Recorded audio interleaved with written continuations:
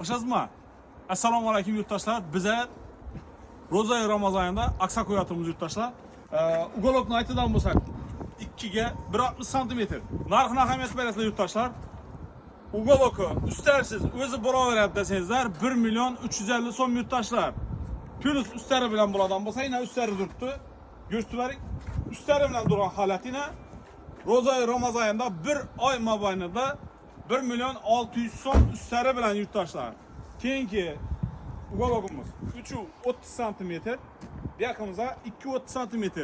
İnan şimdi üstleri bilen, narxına ahamiyet verine yurttaşlar. Sifətini yakaraktan görsün.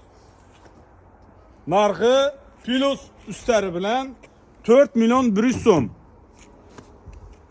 Sifətine gap yok. Üstersiz boladan bolsa 3 milyon 800 son yurttaşlar. 3 milyon 800 son. İyi bir nece aytıp çekmen video mobayında. Zakaza karab. Halagan misalı gelesler.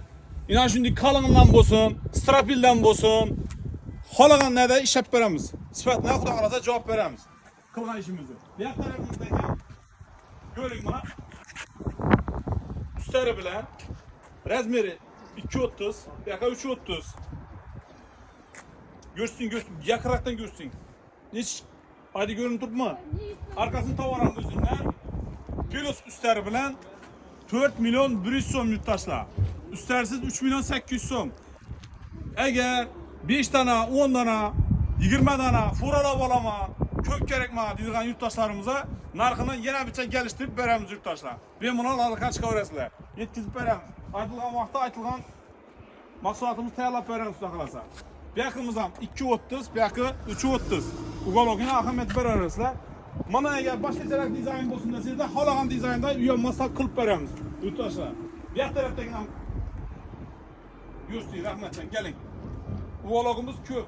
Halagan variantında tayarlap veremiz. İnanın da şaster variantı deseniz de şaster variantıyla buna ahamiyet verinler yurttaşlar. Kelengen için yaxşı görünümü diye kırak hakikleri göstereyim telefona. Dokuma şaster variantı sidinleri 60 cm. Sıfatına cevap xuda xalasa.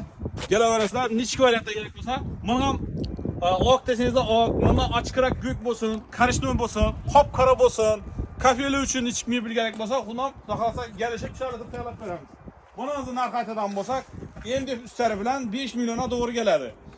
Eğer ina bu narxa doğru geledi desezler, bunuz endi üstleri bilen 4,5 milyon soma dastakka kılıp veremiz. İşlerine xuda xalasa cevap veremiz.